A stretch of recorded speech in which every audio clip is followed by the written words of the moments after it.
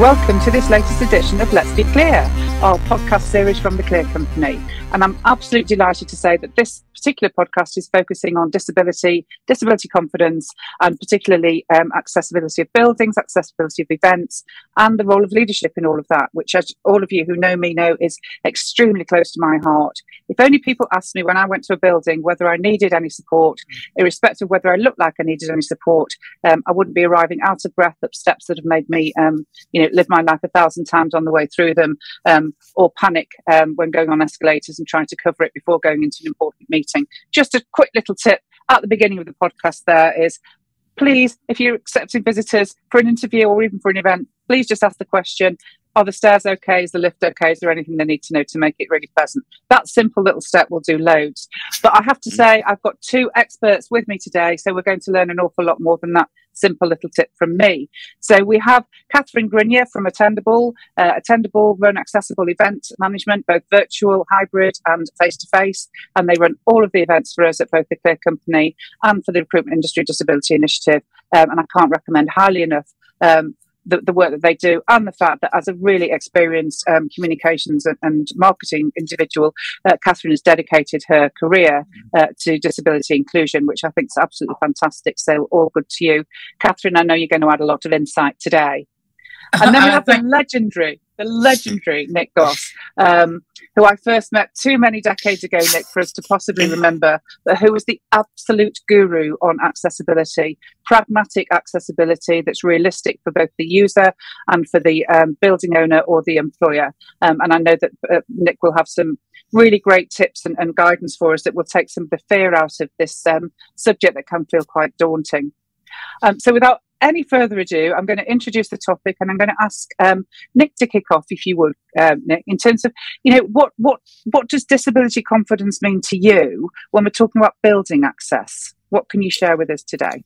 Well, first of all, it's lovely to be here, and thank you for the invite, Kate, and lovely to see you as well, Catherine. And I think it's a really interesting topic, and I think one of the things that you said a minute ago, Kate, really kind of chimed with me, and that is about, minimizing surprises and maximizing timescale. I think it's critical. It's about everyone being confident in being able to ask the right questions, provide the right information, and understand what the journey really looks like. So as you make sure that the building, well, not only the building, but also the kind of journey to the building and the journey within that building and the whole experience is as accessible and inclusive as possible. And you know what, when we think about access, it's very easy to kind of figure it in very simple terms, like, physical access and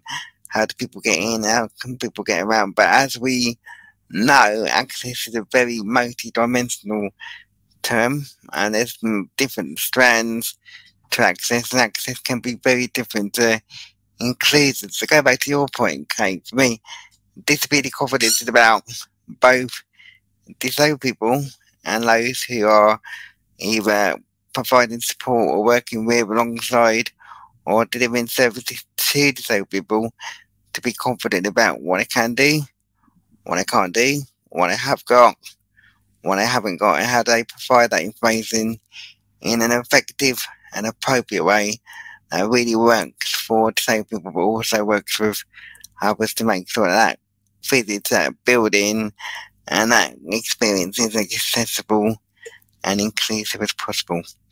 No idea if I answered the question or not, Kate, but I hope that makes sense. Yeah, no, it does. It makes perfect sense. I know you've got some anecdotes that must have been, pretty devastating at the time, but you make amusing, Nick, in terms of when accessibility's gone horribly wrong for you. But just before I bring Catherine in on this, I'd be really interested if you had the one thing that an organisation could do if it was inviting people, irrespective of disability. So what can they do to make sure that it's inclusive for disabled customers or employees or visitors that they might not think of, but that is within their power to do? I think that information provision is so important, Kate, because I don't know what to tell facility managers, or I don't know what to tell hosts, for example, unless I know what I'm coming to and what I can expect. So for me, It's about being as open and honest about the building, about the venue, about the place, and also about the event itself, okay? And then provides me an opportunity and others to actually think about what do I need, what do I need to ask, and what do I need to provide. I think that openness and honesty is really important. And you know what? What I would say is that, you know, expectations 10 years ago are completely different to what they are now for many disabled people. So 10 years ago, if I was going to a building, if I was going to an event, I would definitely be looking on the website and definitely be ringing up to say, is it accessible for me as a wheelchair user? Now, okay, I almost assume that it will be, and that kind of really kind of moves that goalpost to a degree, into that thing, places a bigger emphasis on telling disabled people what you haven't got rather than what you have got, because there'll be a greater expectation that you have got it, if that makes sense. Yeah, it makes perfect sense. And I think honesty is the best policy, isn't there? Because we've got a lot of buildings, you know, we work with some employers who are in iconic, you know, grade 1, grade 2 listed buildings where there are limitations and restrictions, House of Commons being one of them, where, you know, it's important for you to know what to expect when you do get there. Catherine, I just want to bring you in, if I may, because I know that you know your current specialism, and has been for many years, is around accessible, you know, venues and also running accessible events. But equally, I know you've worked with employers over the years, and is there something that employers should be doing from a culture, from a policy perspective, to ensure that all of their employees are very aware of the importance of being disability confident? Well, great question, Kate, and thanks for having me here. I'm, like Nick, delighted to be part of this conversation. Yeah, I think raising awareness around the need for disability confidence is throughout the whole business is absolutely vital. And quite often what I've noticed over my now quite lengthy career is that it's done in pockets still. So you'll go in and you'll meet with a you know, a business, and it'll be, well, we've trained our facilities team, but then comms and marketing or other parts of the business haven't had exposure to disability confident communications and don't know what to expect. So I think businesses committing to invest in disability confident training for the entire business is absolutely vital. You don't know at any point who you're going to encounter as a result of your job. So we should all be aware of how we can anticipate everybody's needs and get them right. And I think that's still so lacking, that it's still, you know, we're still siloed in many businesses. I mean, obviously, I know, you know, Clear Company is working very closely, you know, with your clients, and I know, Nick, you work in a similar way, looking across the business, but I see it sometimes at the sharp end in events where it's not joined up, so you can see where things fall between the stools, if you like. Yeah, it's a good shout. I mean, I'm thinking, Nick, as well, of some of the experiences that we've had back in the olden days. You know, some of the big, you know, the big buildings like BT Centre, etc., which, you know, has worked so hard to be accessible. But small things like when we were facilitating together, the accessible facilities were, I think, about 7 floors away from where we were actually working. So if you needed to leave the room, you were gone for, you know, a session and a half, basically, before we got you back. And I think you know, the key for me in some of those learnings, when I've worked so closely with you and with others with different, you know, with different requirements, then it's about asking the question. It still comes back to asking the question, if you're having somebody in as a facilitator, whether you're aware of a disability, whether a disability has been discussed or not, the open question about what do we need to consider to make sure this is a fantastic experience to you. You talk me through the impact of your disability from a building, from you know, sensory perspective, etc. I mean, from a recruitment perspective, I know one of the problems we have with candidates, and particularly when we're looking at, you know, our neurodivergent candidates, where, you know, walking through crowded rooms, you know, having an interview at lunchtime where you're holding the escalator while everybody piles up for sandwiches. You know, by the time somebody gets up to an interview, that they've lost it. You know, that it's just been all too much and too overwhelming. And so, asking the question, could have got that information out for them. I think I could add that. Carry on, Nick. I just add to that, Kate. I think that's to add to that. I think it's about asking everyone the question, whether we know they're disabled or not. So that's kind of making it a standard question, but also giving examples. So I find that, you know, disabled people are more likely to be open to dialogue if you provide examples about what you mean by it. So, you know, for example, do you have any access requirements? For example, level access. So how we can kind of prompt that conversation and kind of make that conversation a bit more real, a bit more realistic, and a bit more relevant, I think. I think that's a really good tip. I mean, you know, I'm not going to go through the case study again, Catherine, because I go through it so often, but one of our greatest ever case studies on, and they were an overall winner on RIDI, was somebody who very simply just put a video up about adjustment examples with people talking about what they looked like and what they were, which was transformational in their processes. But it's also about, I think, the thing with people who manage their own disabilities. I mean, like myself, for example, I tend to just accept the fact that some of this stuff I just have to get over. So, like going out for dinner for me in a professional dinner, I get really, really seriously anxious about it because I can't see the food. So I can't see what I'm eating, and if I'm with strangers around the table, I've no idea what I'm doing. And I've got to do a shout out to Hoggett Bowers. I'm going to their big HRD dinner that they're very kindly invited me to at the Law Society next month, and they always ask me if I would like to take a colleague along because they understand that makes a significant difference to my experience for that evening event. And it's little things like that a lot of people will just put up with, not enjoy the event, and be looking at the watch thinking, when can I get out of here? That those little tweaks can make such a difference to the experience, can't they? Yeah, and I think that. I'm sorry, Catherine, you go. No, I was just going to agree and say absolutely. It's I was just reflecting on what reasonable adjustments we get asked for as part of event onboarding, and aside from step 3 or level access, captions or sign language interpretation, the single biggest request we get is for information in advance, and that stands out. So people wanting to know whether it's the agenda, speaker biographies, or building location layout, what to expect essentially, is I would say it's certainly in the top 5 of requests we get for reasonable adjustments in events. And I don't know what you think, Catherine, but I think having that kind of real, kind of consistent and sustainable way about how you provide that information is really important. So, for example, whether we're working with clients from an employer point of view, from a service delivery point of view, it's about getting a balance right between, if you like, your kind of static information provision about the building or the venue, but also that kind of dynamic information as well. What does the access profile look like for the actual event, for the actual kind of thing that's happening, yeah? What does it look like? Where can I find it? And what can I expect once I do find it? I think that is really important. That's to kind of build that confidence that the tools are there in the toolkit, and you know where the toolkit is.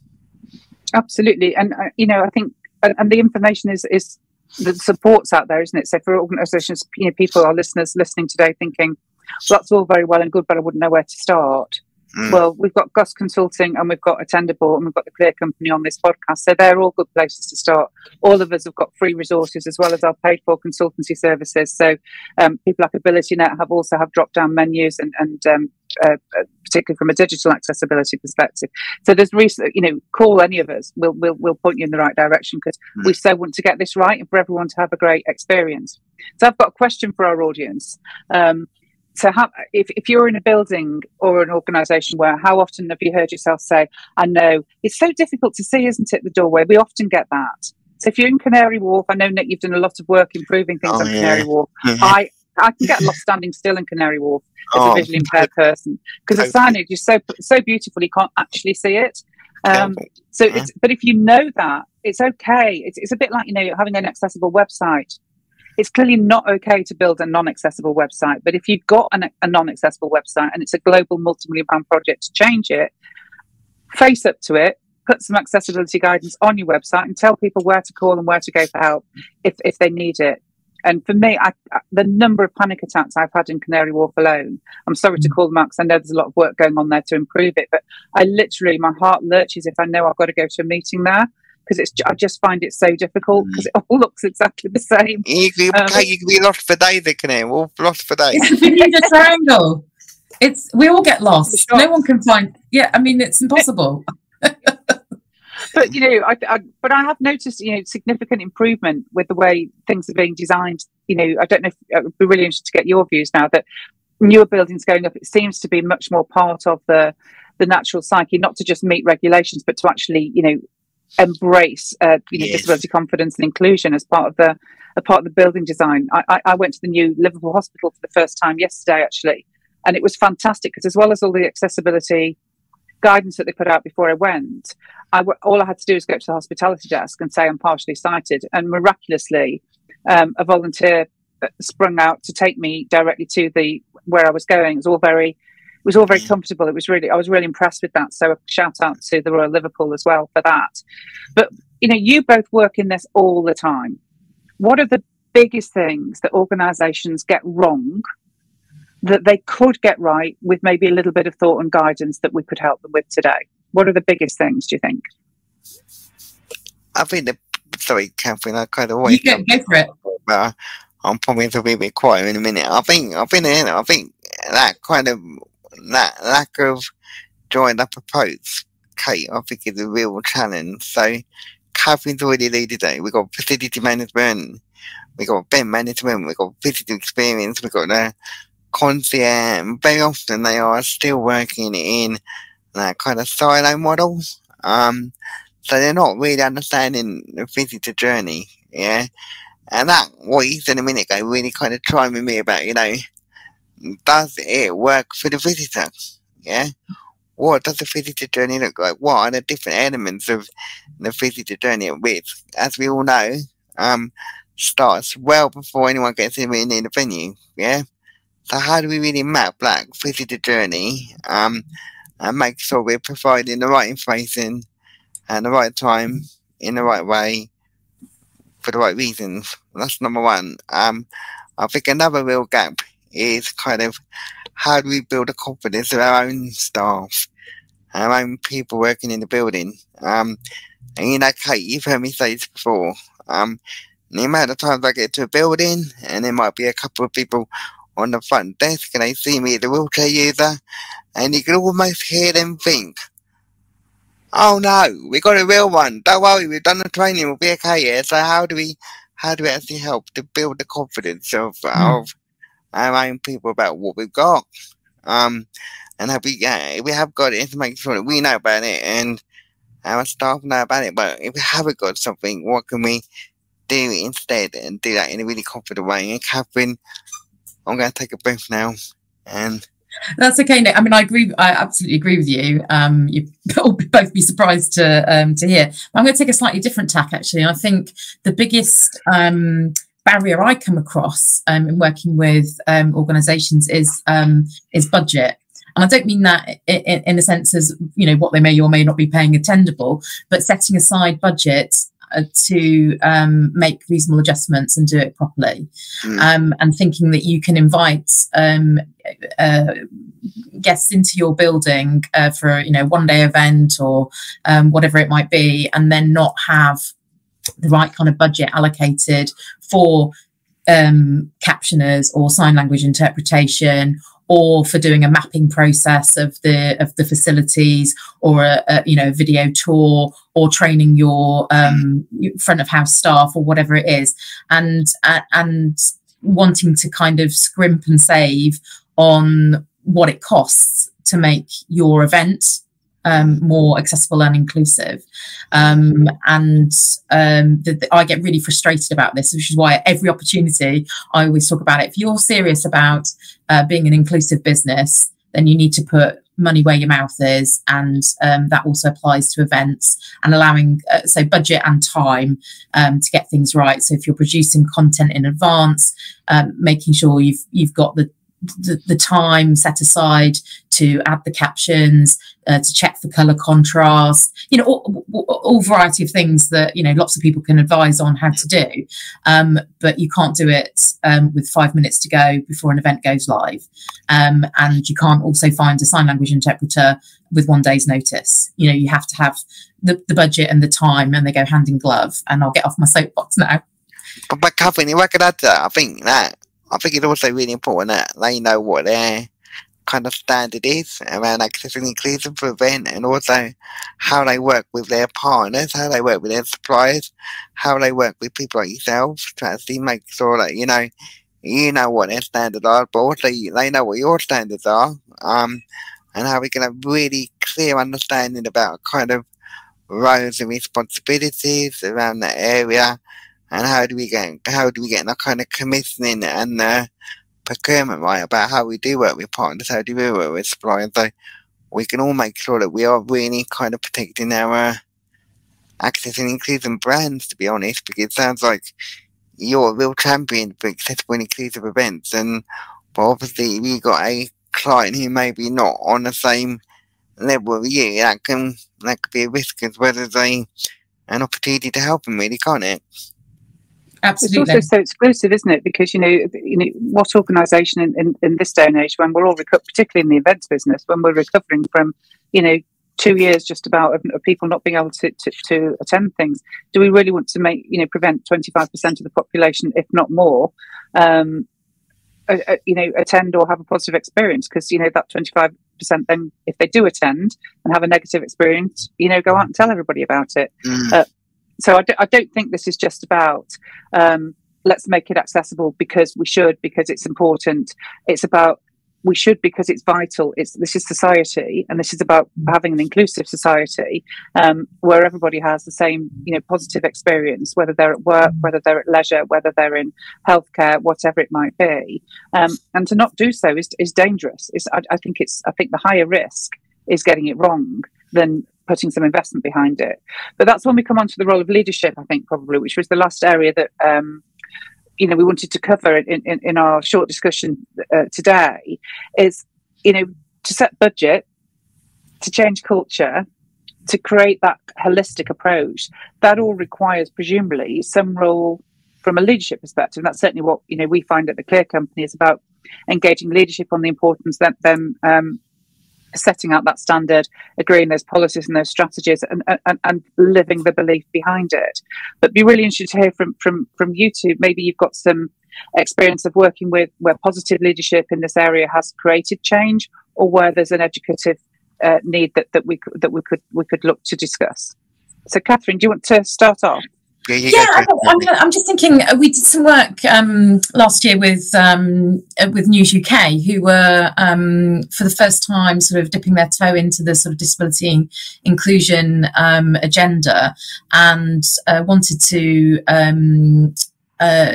bring together disabled journalists and put on an event for them. And then they quite quickly realised that there were a lot of gaps in their knowledge and expertise, and they used it as a kind of learning opportunity for the entire business. So they brought us in, other partners in the accessibility space. They did some of the building mapping I talked about with Sociability, who are a great app to understand what their building can and can't do. So to Nick's point, getting ahead of that information gap. So we know what we know and what we don't know, and then we can put in communications and support to fill in those gaps. And I think they had such a positive experience in running the Disability Journalism Forum. It's now sort of going on and prospering, and I think they're passing the baton on to other media agencies, which is entirely what they wanted to do. But the team, the feedback I got from the events team after having worked with us at Attendable as the accessibility partner, was that they cascaded the learning then throughout other teams within the events division at News UK, which you can imagine is, is quite considerable, and took it as a real learning opportunity. Went and presented all the tips and the learnings that they gathered from working on that project. And that to me is, it might not be sort of executive leadership, and we see lots of initiatives like that, but that's kind of peer-to-peer, saying, I worked on this project, this is what I learned, I was such an empowering experience. I'm going to take it to my colleagues and share that learning so we can all improve. And so I think, that to me is a really inspiring example of getting it right, and how working in partnership with specialists can turn into culture change within a business. Yeah, particularly if it's a trusted partnership relationship, which is obviously what I mean, that's how we like to work as well. I know you do, Nick, as well, so that everybody goes away, with more knowledge and enthusiasm, which is what we all do together with the Recruitment Industry Disability Initiative, isn't it? But, Sure. Nick, I know you work with a lot of organisations. I see your excitement on, Facebook and LinkedIn with all these amazing projects that Goss Consultancy is working on. Where is leadership in that world? Have you got anything that you can share with us where that's had a positive impact? Oh, totally. I think leadership is so important in terms of actually kind of champion across the organisations, and to also being able to really identify and really be able to mandate and effectively implement those red lines as well. And I think, it can be quite a kind of scary journey for some companies to go on when they say, look, we have made a decision. For example, we're only going to have events that have level access, very kind of basic level, okay? But it's about making sure you got the right people around the table, you got the right leaders around the table who are willing to kind of make those kind of decisions, understand the impact of those decisions, who have the ability to kind of champion those decisions at a strategic, operational and tactical level across the organisation, and also sometimes take a bit of a hit as well, and sort of say, look, these are the implications of these decisions. They are going to make us more accessible, they are going to make us more inclusive, but it may have a slight impact on what we could do, where we could do it and how we could do it. And Catherine, it may involve money as well, but in the longer term there will be real benefits and there will be real value, and there will be real kind of dividends for those organisations. Okay, I think leadership is important, and it's about having the right response, having the right kind of project manager, but how they then sell the moral, ethical case, the legal reputational case, but also the business case for getting this right, not only for now, but also that longer journey. And I think there's some great examples of organisations that have done that really well.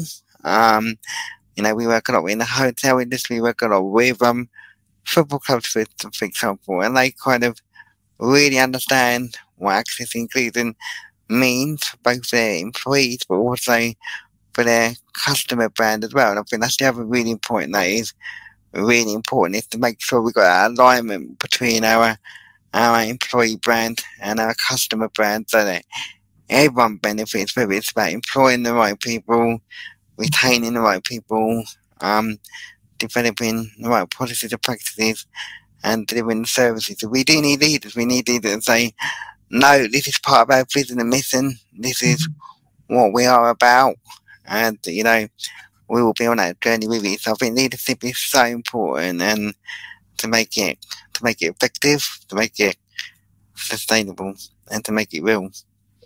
I mean, I agree, but I also and that that role model of this is important to us organisationally, so we're going to set forward a culture of disability inclusion, and that's part of who we are and what we do, and that's going to influence everything. But I also agree with Catherine as well that obviously I work across diversity, inclusion, and equity, and particularly around disability, I see a lot of grassroots work influencing culture and change. So much more so than perhaps in other aspects of diversity and inclusion, where, the example you've just given there, where a particular team got so enthused and excited about what they'd managed to achieve and how much they'd learned that pushed it out as well. But it will only go so far without that leadership person saying, actually, yeah, I'm in. I'm going to take it to the next level.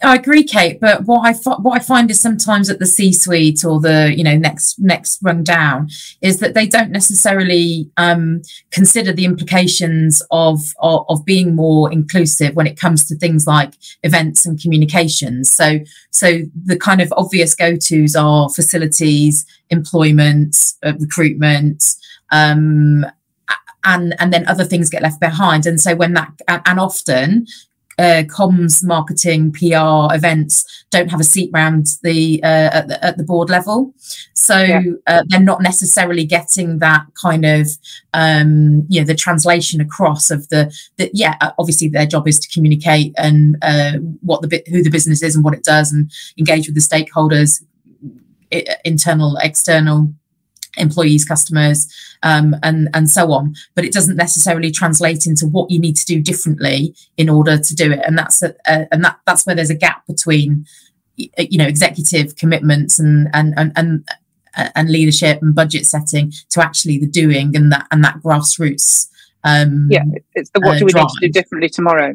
And that's what it always comes down to, particularly around disability. It always comes down to the I get it and I want to get it right, but I literally don't know what I'm supposed to be doing right. But also the other thing that we find is that, or certainly I find, is I work with a lot of organisations who are very well intentioned, who are so well intentioned and everybody's lovely, so surely they must therefore be getting it right. But actually, we don't understand. How can I possibly understand what life is like as a wheelchair user when I'm not one? How can you possibly understand what it's like, what life is like if you're partially sighted, and that's an acquired disability, so you can't. So we have to get more confident about learning from the people around us and then asking those questions and having that open book. And I think the other side of the equation that I've heard today very loud and clear is by providing information, irrespective of whether we think it's relevant, if it's information about that visitor journey, that building accessibility, then it may well be useful for somebody. We don't quite know. We don't necessarily know why or how, but by providing it, we're giving that access to it. I'm conscious of time with our chat, so I'm going to. Sorry, Nick. Carry on.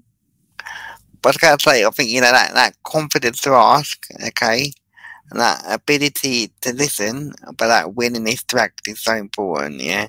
And that one without all those three being in place, then disabled people will end up giving you that information that you need to enable you to be more accessible and even more inclusive. Yeah, I agree. And I think the other thing to think about as well, which you've not touched upon, so probably we can come back to in another podcast discussion, is the intersectionality around disability as well. So, people might have more than one requirement. So is your prayer room accessible, for example? Have you got female-only facilities that are accessible, for example? All of those sort of things, need to be accounted for. That just because I'm a Muslim woman and I'm in a wheelchair doesn't mean to say I don't have to still follow the protocols that come with my religion. They also have to adapt to the fact that I've got a disability and that needs some adaptations as well. So I think all of that is a broader discussion too. But I think what we've discussed today is definitely that there is some basic practicalities around asking the question, asking it again, providing information, doing that build. What's that called, Catherine, that you talk about with the building journey thing? You said about going around venue mapping. I was talking about sort of the venue accessibility mapping. So there are different companies that can do it, and Sociability is one that we've worked with, and they create essentially a sort of microsite for the event, and it shows you what the bathrooms are like, where the doors are, where the hearing loops are. All of that is sort of mapped out. And Catherine, do they tell you so would that tell you as a building person or an events person if your building wasn't ready? So would it highlight to you where your gaps were as well? They would do that. So I think if you do nothing else coming out of this, provide information, ask the question, ensure that all your organisation disability confident, and this events mapping, I think is fabulous. Why wouldn't you do that? Why would you not do that? And it's not sounding to me like it's going to cost squillions. It sounds to me like something fairly practical and basic to achieve, but with a magnitude of impact for the people concerned. So that's my kind of take on things. But what about you? Before we leave it, what would you like to leave our podcast listeners with in terms of what they take from this discussion in order to change the world a little bit every day, which is what we strive to do here at the Clear Company? Catherine. I was going to say, you go first, Nick. Well, my mantra, as you know, Kate, and I use this over and over again, okay, is that diversity is a fact and inclusion is an act. And basically, we are all different in so many ways that we can see and in so many ways that we can't see. But inclusion is something that we need to keep on the radar, we need to keep working at. And that is nowhere more important when it comes to access and inclusion in the buildings and also to events. It's really something that needs to be planned in from beginning to end. It needs to be planned in with partners and suppliers, and it needs to be planned in for all events, whether they're small, big, large. What you do in your buildings and how you do them is fundamental to your disability confident brand, and how people will perceive you and what you do when it comes to being accessible and inclusive for all. So for me, it is critical to getting your disability confidence strategy right, and there's a lot of support and help out there, and the rewards are massive. Brilliant. So thanks, Catherine. I'm gonna echo that. My mantra is inclusion starts with intent. And you're not going to be inclusive if you don't set out to be inclusive. So as Nick says, the whole planning cycle, particularly for events, but thinking through every element of it. And it's not just the attendees, it's the speakers as well. And now thinking through, different layers of complexity, in person, hybrid. How do we make that accessible, inclusive and engaging, whether someone's participating in person or online, all of those things to think about.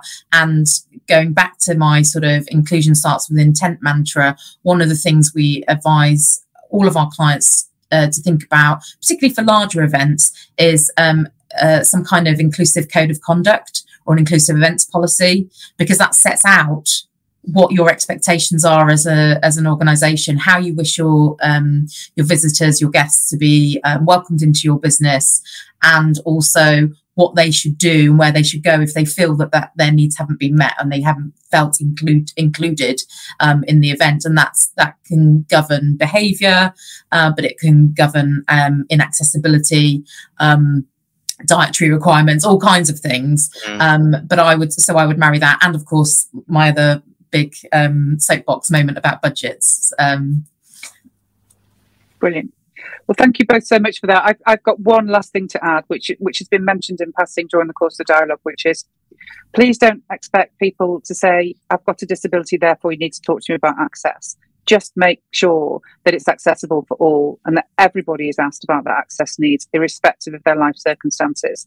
And I think that takes people a long way forward from this kind of historic view of, or just need to know if you've got a disability or you have ticked that box, therefore we can now kick into our process.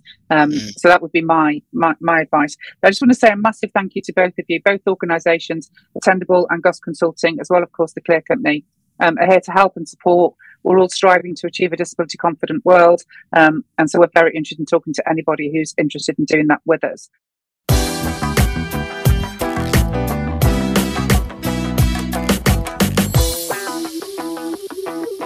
So I will now sign off. Look forward to seeing you and hearing you all on the next podcast. And we can be found on the Clear Company channel on YouTube, Twitter, LinkedIn and Facebook. Thanks very much for joining us today.